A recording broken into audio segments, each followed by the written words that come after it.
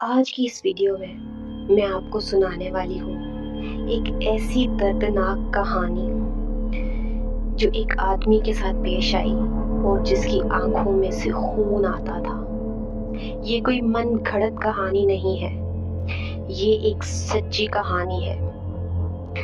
इस कहानी को समझने के लिए, इस शख्स के दर्द को, तकलीफ को देखने के लिए हमें जाना पड़ेगा 1999 में जापान में, जहाँ पे एक लड़का हिसाशी ओची, जो कि एक बच्चे का बाप था, वो एक जेसीओ नाम की कंपनी में काम करता था।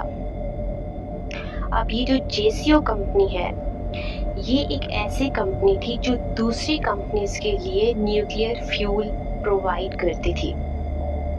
अब देखा जाए तो इस कंपनी का प्लांट जो था वो किसी एटॉमिक न्यूक्लियर कंपनी से कम नहीं था, और उसमें सबसे बड़ी बात ये थी कि यहाँ पे कोई सेफ्टी मेजरमेंट टीम नहीं थी, कोई इंस्ट्रक्शंस नहीं थी, कुछ नहीं था।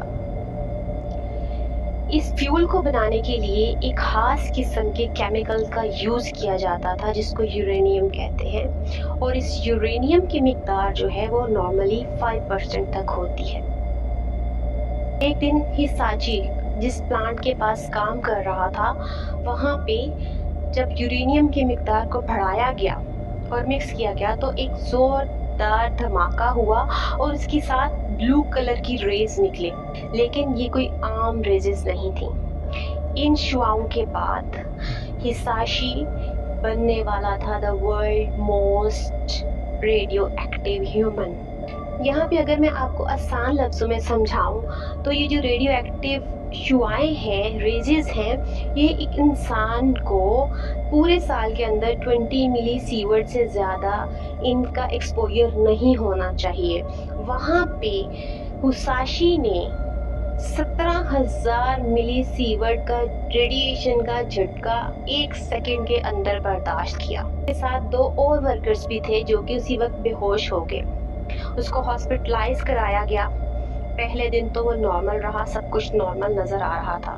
हिसाशी किस दर्द से गुजरने वाला था ये मैं आगे चल के आपको बताती हूँ। 2 दिन बाद हिसाशी को सांस लेने में मसला होना शुरू हो गया।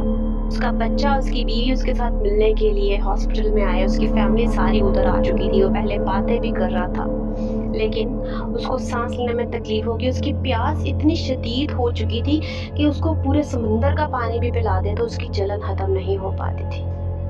अब हुआ ये कि इतनी ज़्यादा रेडिएशन का एक्सपोजर लेने के बाद हिसाशी की स्किन, उसकी जिल्द, उसका गोश्त फटना शुरू हो गया था। उसमें दरारें आना शुरू हो गई थी, जिस तरह एक बंजर ज़मीन में होती हैं। उसकी स्किन जो थी वो लटकना शुरू हो गई थी। उसका डीएनए मुकम्मल तौर पर तबाह हो चुका था। उसके अंदर कोई नए बॉडी सेल्स नहीं बन रहे थे और जो डैमेज हो चुके थे वो भी ख़त्म हो रहे थे। इसका मतलब है कि उसके ऑर्गन्स अंदर से काम करना बंद कर रहे थे। तो सोचें कि एक इंसान जो खुद को पिघलता हुआ देख रहा है, उसके ख़ानदान वाले उसको पिघलता हुआ देख रहे थे लेकिन कुछ नहीं कर सकते थे। उसकी वो जिंदगी जो थी वो मौत से ज्यादा बदतर हो चुकी थी। फिर एक दिन ऐसा आया कि इन सारी तकलीफ में एक तकलीफ का इजाफा हुआ और हिसाशी को हार्ट अटैक आया, जिसके बाद उसकी सांसें रुक गईं। लेकिन डॉक्टर्स ने उसको रिवाइव करने के लिए सीपीआर किया और वो रिवाइव हो गया। उसके दिल ने काम करना शुरू कर दिया। लेकिन डॉक्टर्स किसी हद तक ये समझ चुके थे कि इस शख्स का अब इस दुनिया से चले जाना ही बेहतर है, क्योंकि अब हालत ये हो चुकी थी कि हिसाशी का गोश्त भी उसकी हड्डियों को छोड़ रहा था। उसकी एक राइट लेग को एम्पुटेट करना पड़ा, काटना पड़ा। उसकी आंखों में से ब्लड आना शुरू हो गया था। पूरा बिस्तर जो है वो ब्लड के साथ भर जाता था। उसको ब्लड भी ट्रांसफ्यूज किया गया, लेकिन उसकी हालत में कोई बेहतरी नहीं आई। अब डॉक्टर्स ने उनके घर वालों से परमिशन ले ली कि अगर अब कुछ ऐसा होता है कि हिसाशी को हार्ट अटैक आए या उसकी सांसें या उसका दिल काम करना बंद कर दे तो हमें इजाज़त दें कि हम इसको रिवाइव ना करें। घर वाले भी इस बात से मुकम्मल तौर पर आगाह हो चुके थे کہ ہساشی کی تکلیف بہت زیادہ ہے، اس لیے انہوں نے ڈاکٹرز کو الاؤ کر دیا۔ اور ایک دن ایسا آیا کہ 83 دن کی تکلیف اور عذاب جھیلنے کے بعد ہساشی اس دنیا سے چلا گیا۔ بعد میں جب انویسٹیگیشنز کی گئیں تو کمپنی والوں نے سارا الزام ورکرز پہ ڈال دیا کہ یہ ورکرز کی نیگلیجنس تھی کہ انہوں نے پراپر طریقے سے یورینیم کو مکس نہیں کیا، حالانکہ غلطی کمپنی کی تھی کہ وہاں پر سیفٹی میئرز کیوں نہیں تھے۔ لیکن اب ان باتوں کا کوئی فائدہ نہیں، ایک بچے سے اس کے باپ کا سایہ چھن چکا تھا۔ اللہ تعالیٰ ہمیں تمام قسم کی آفات اور حادثات سے محفوظ رکھے، آمین۔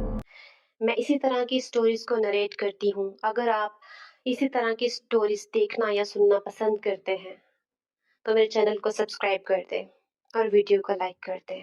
Thanks for watching. اللہ حافظ۔